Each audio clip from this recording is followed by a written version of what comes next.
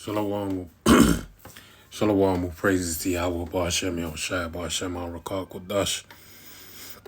Double honors unto the apostles and elders of Great Millstone who rule well, and shalom to the hopeful elect. This is Paya Allah.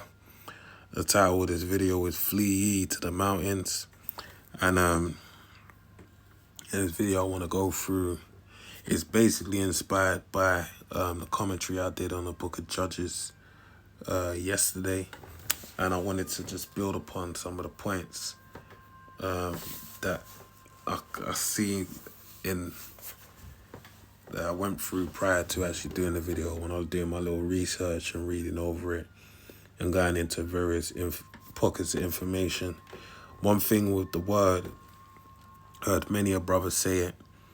I remember Apostle Tahar actually saying when he first come into faith, he said Apostle High Priest Ariel, when he described the Bible, it was like he'd been there. Like he'd take you on a trip, through the stories. And he said the way that he did that was because he watched a lot of period pieces. He read up on the history. He was well versed in all the information that was within that period. So he could really paint a picture. And I remember, and I recall as well that the elder brother, his name is right there, but I don't want to butcher it. The head of the LA camp, he said one time he was at camp and he said, like, when you read the scriptures, you got to put yourself in it. You got to put yourself in the scriptures. And that's one of the things with anything, even being like a man of this truth, all right, being a man of this faith, empathy is a great power, all right, because that allows you to be merciful, being able to empathize with people, put yourself in their shoes, and kind of, walk through the paces of what it is, for the better or for the worse. So if you know someone's wicked, you can empathize with their characteristics, and not in the sense, probably empathize is the wrong use of word. It's the wrong word to use in that context. All right, but more so, you are able to put yourself in their shoes, whether it be you understand their wickedness and you understand how it can fester and lead into, greater wrongs being committed by them and things of that nature. And then also to empathize with someone that has a shortcoming because why they're in the flesh. But you understand they seek mercy, you can see it. All right, and then the Lord will have mercy on you. But in all that I'm saying is just basically being able to structure and build a picture, paint a picture, and really, materialize what is in the word and really, persuade them, to I forget the scripture. It's right there, man. But persuade, a non-believer, right, into the faith. So that's one of the things that I love doing. Right, it's one of my gifts, I believe. All right, and going into the information I went to prior to doing the commentary, and kind of bringing up certain key points and understanding that Elijah, Jephthah, and Gideon all had some claim to Gilead, like had some had been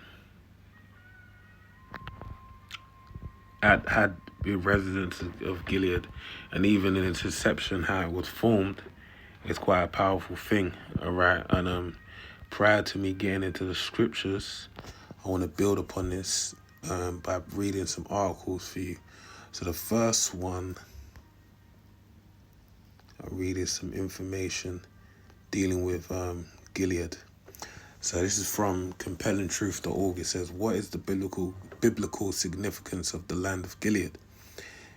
Gilead is the mountainous region located in modern-day Jordan, east of the Jordan River, extending south from Lake Gennesaret in the north to the north end of the Dead Sea in the south. During Bible times, Gilead was bound bounded by the north by Bashan, right? Bashan, and on the south by Moab and Ammon. Jacob gave the region its moniker, right? It's being more key information. Jacob gave the region its moniker from the two Hebrew words Gal, meaning heap, and Id, meaning witness. You can go to the Hebrews or reference to get the actual correct wording, but for the interest of time, I'm not going to do that. All right, because it was in the mountainous region that he and Laban erected a stone heap as a witness of the peace treaty between the two men of them. All right, and that going into, Laban, you can read the history and everything that happened. But the point is that that treaty was bound upon what? A monument, all right, as a show of that treaty being made. And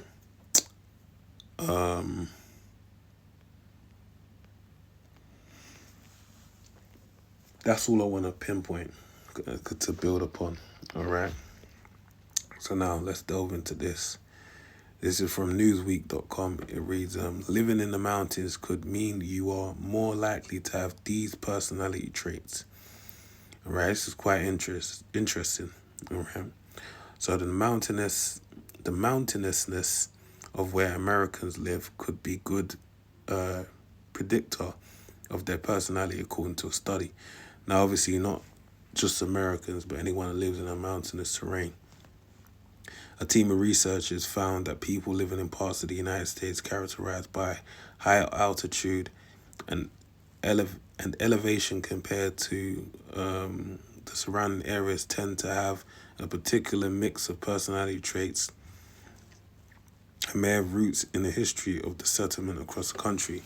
Now, mind you, have, I want to say it's Big Bear. I forget what region it is in Colorado.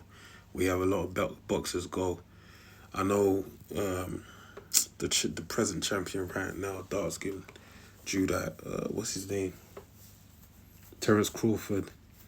He goes up there. I know it's something Big Bear or something Bear, but you have a lot of people, Triple G, they go up to that region because the air is so thin. And it basically builds up more red blood cells in you. So your body becomes a lot more efficient in dealing with oxygen. All right, so when you come down to a lower altitude. But anyway, that just showing you that it galvanizes you and builds toughness. All right, because you have to actually build more. Your body has to build more blood cells to actually breathe. Okay. A team of researchers found that people living in the parts of the United States characterized by high altitude. Now read on. For a paper published in a journal, Nature Human Behavior, the scientists wanted to investigate how the physical features of the United States related to the physiological traits of Americans. An idea known as frontier settlement theory suggests that the topography of a landscape is important in the makeup of people's personalities across a given region. Basically, your environment has an effect on you. To understand more, the researchers examined the results of an online personality test taken by more than 3.3 million Americans and compared them to the topography of areas covered by 37,000 zip codes across the country. The online survey looked at the big 5 traits that are the most widely accepted model of personality in academic psychology: extroversion, agreeableness, openness, conscientiousness, and neuroticism. Excuse me, I'm very tired. Each trait, which tend to remain relatively stable throughout a person's lifetime, represents a range. For every participant, the survey produced high or to low scores for each trait. The researchers' analysis revealed that people living in mountainous areas of the United States tended to be lower in agreeableness, So they were more rebellious, all right? They weren't very agreeable. They weren't go along, get along people. Basically, they'll let you know how they feel, all right? Extroversion. Let's look up this word extroversion real quick. The traits of extroversion and introversion are a central dimension in some human personality theories. In terms, basically being an extrovert, all right? Someone that, speaks their mind and puts themselves out there.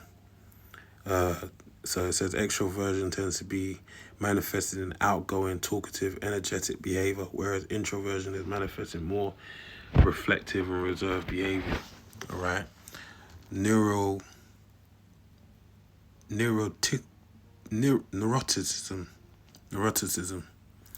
All right. Personality trait of the tendency to experience negative emotions. All right.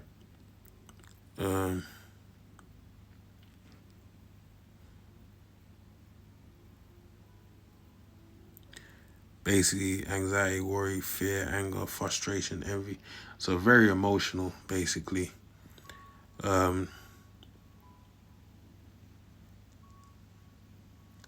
So they tend to be lower in agreeableness, less extrovert, so more stoic, less emotional, and conscientious. Let's look up this.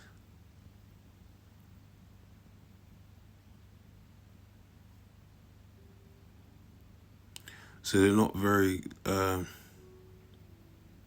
as they say, would be disciplined. Personally trait of being orderly and following the rules. All right, same thing more or less as agreeableness, but higher in openness to experience when compared to a set of controls. So they're more willing to make some mistakes. All right, break some eggs, as they say. The researchers say the lower agreeableness indicates that mountain dwellers are less trusting and forgiving. All right, so once you cross them, that's it. It's a wrap. Traits that could be beneficial for territorial, self-focused survival strategies. Keep that in mind. All right. Low scores when it comes to extroversion are indicative of the fact that people living in secluded areas need to be able to thrive in isolated settings.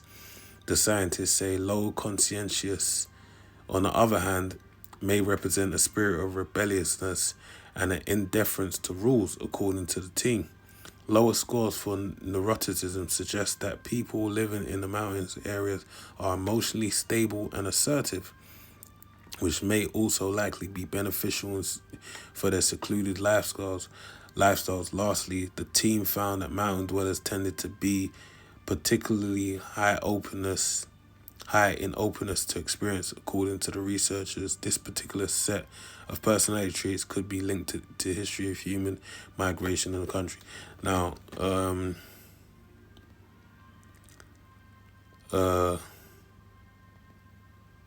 you can read into it because there's a lot of good points, but for the interest of time, I'm not going to do that. I'm going to head straight into the precepts of what I'm saying. But a good, scientist we mentioned, about mountain, obviously, Edomites are mountainous people, but I'm not referring to that. I'm not dealing with it on the left-hand side, I'm dealing with it on the right-hand side, all right, in righteousness. Now, when you look at the Afghans, they fucked up the Russians. Why? Back in the 80s, because their harsh living conditions galvanized them and made them, a power to be reckoned with, right? Because within their terrain, they know it, all right, and they're stable within it, and they showed no form of instability in their pursuits.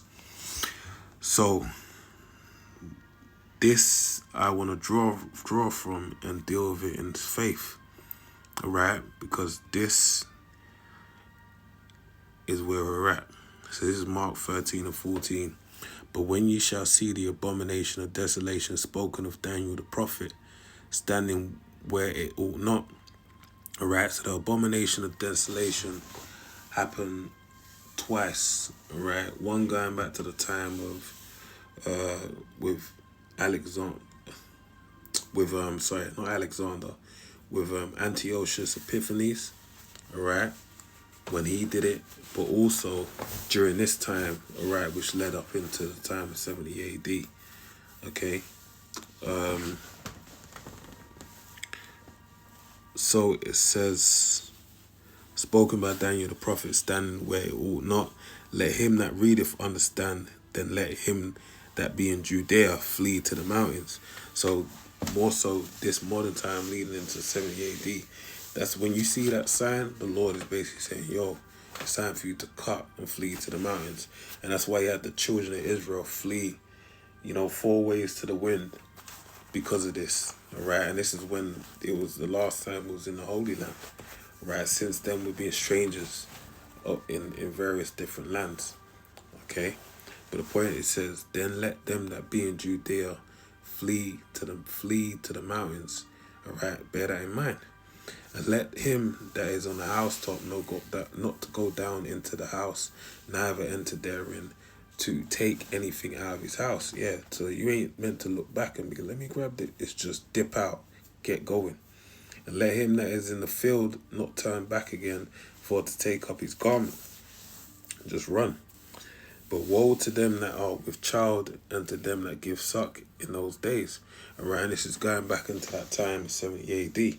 All right, and to some degree it's applicable in this day and age, because anyone that's a family having a child is a curse in this day and age. All right, not to say it's meant to be a blessing, but the way the world has been turned on its head is something that's really amounted to a curse. All right, least the Lord, Lord willingly obtain salvation, and that be turned into a blessing in salvation. All right, but anyway, reading on. Verse 18, and pray ye that your flight be not in the winter. So pray these things don't happen in the winter time. Why? Because the winter is a harsh time.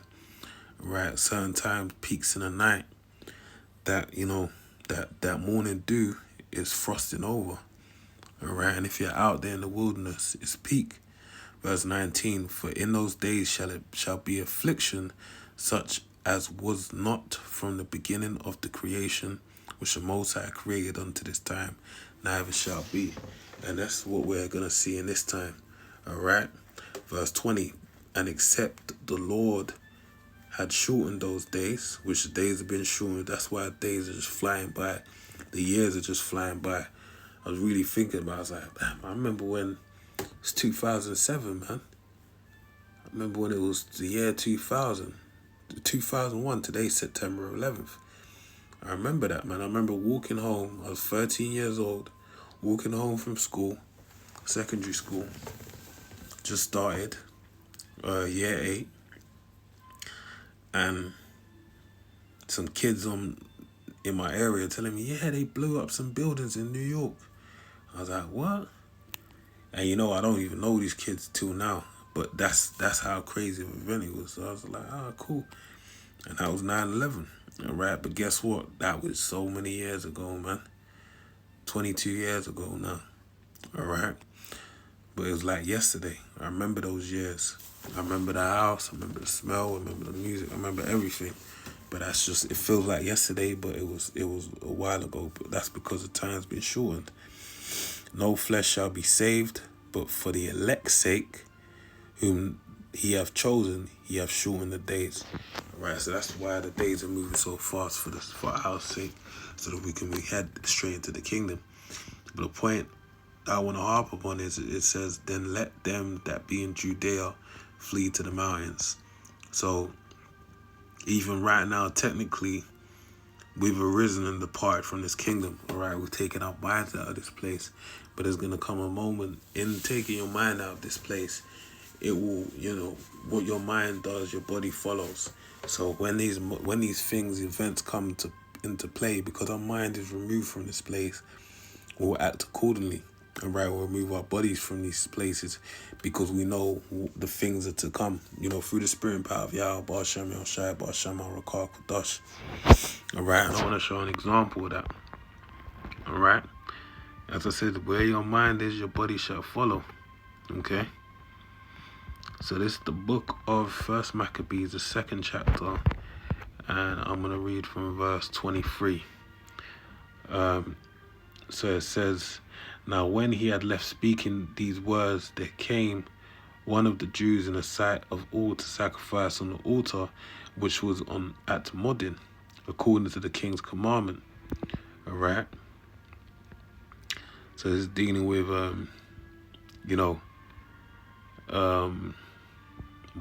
funny enough, the abomination of desolation. Right? Going back to this time with Antiochus.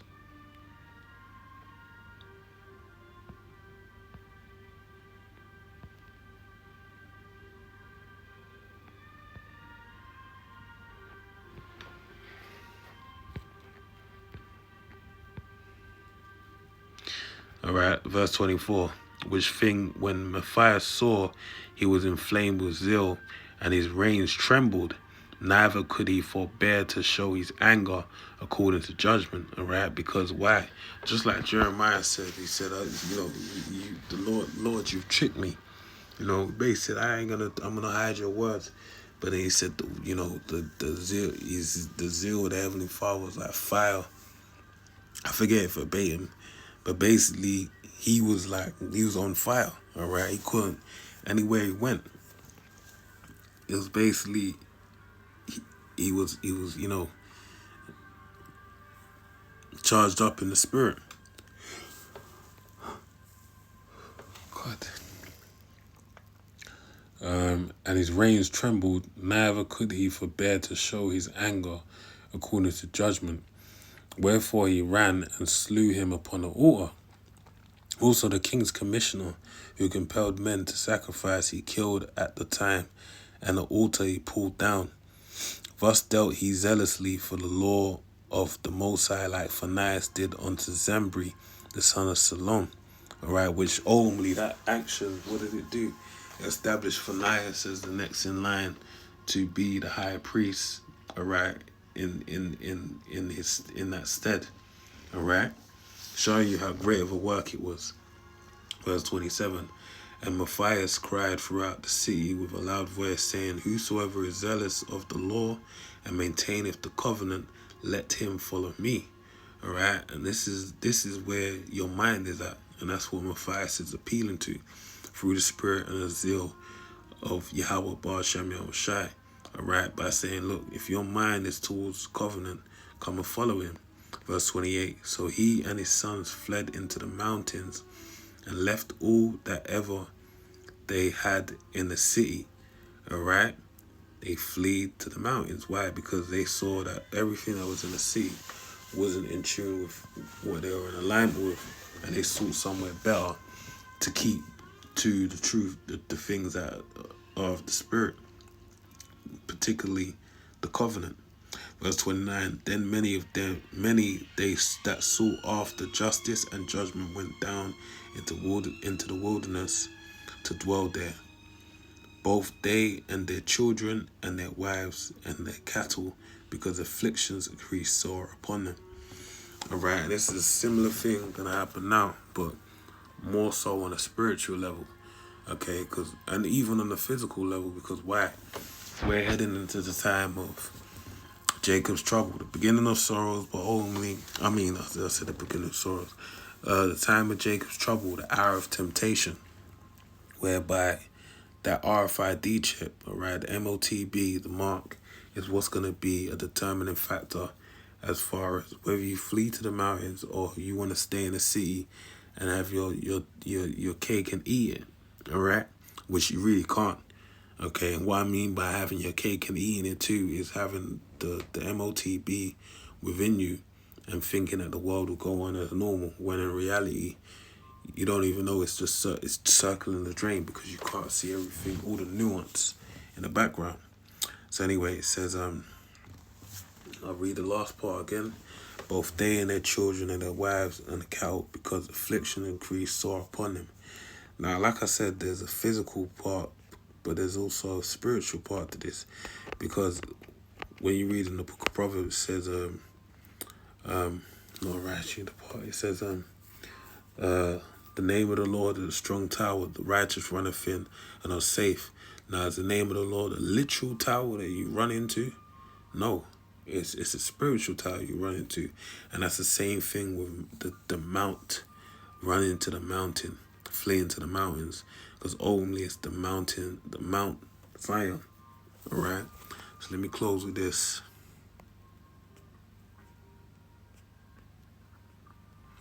And this is why I read about the characteristics of like a mountainous people, because only spiritually all the elect are, they have those characteristics. They're stoic in nature, all right? They're very withdrawn. I mean, even me, for example, I do these videos with brothers. I'm a certain type of way, but if you see me on a day-to-day, that's just because I'm with brothers, man. Because the monotony of it all, just bringing a little, whatever. But in reality, withdrawn, loner, that kind of stuff. I mean, that's neither here nor there, man. But yeah, that's really neither here nor there. But let me read this to close out. It's the book of Obadiah 1:15. For the day of the Lord Yahweh is near upon all the heathen.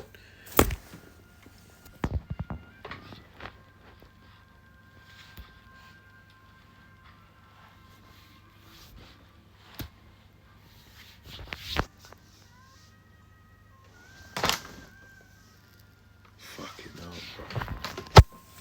I gotta close my window.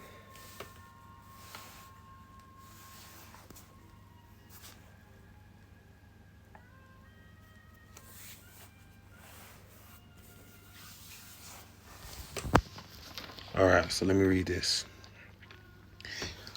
Obadiah 1:18. 15. The day of the Lord Yahweh is near upon all the heathen. As thou hast done, it shall be done unto thee. Thy reward shall return upon thee, return upon thine own head. For as ye have drunk upon my holy mountain, so shall all the heathen drink continually. Yea, they shall drink, they shall swallow down, they shall be as though they had not been. Alright, the Lord is going to destroy them, decimate them. But upon Mount Zion shall be my deliverance, and there shall be holiness, and the house of Jacob shall possess their possessions. Yeah, like it tells you in the book of Psalm 68, why leap ye mountains against Mount Zion.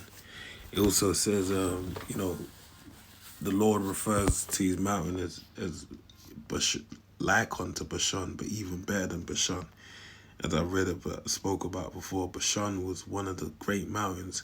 And then when you deal with it on a spiritual sense, like I said, Gilead is renowned for having many great prophets and judges, great leaders come out of it that actually did great works. But like when you deal with a spiritual sense, Mount Zion is all the more greater. Why? Because ultimately the ultimate salvation is going to come out of Zion. All right, remember the word Zion to Zion means monument. All right, and that memorial is going to be renowned forever. And it's really going to be shown through what? Through the fact that Jeremiah 16 tells you that they're going to say, no longer does the Lord live that delivered the children of Israel out of Egypt, but the Lord liveth that delivered the children of Israel out of the land of the north. So there's going to be a great monument established that's going to, outshine anything, even though Mount Zion, when you put it on a physical scale, in a carnal sense, against Bashan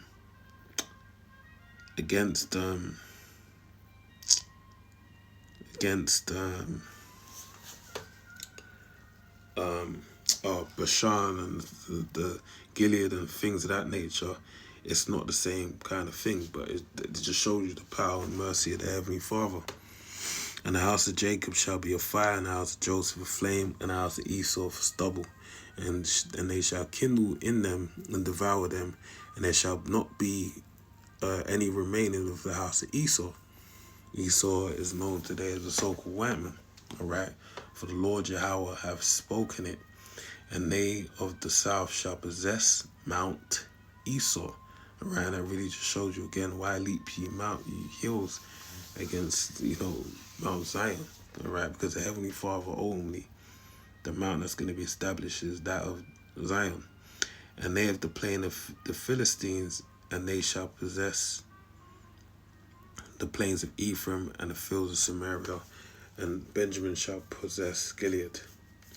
So with that, I pray you were edified, got the points in dealing with the mountainous terrain and the nature of the mountainous people, how it refers to the elect, and only how that of Gilead being a great regard, being outshone by Zion, all right, and salvation, and that tree of peace being a monument, all right, being erected.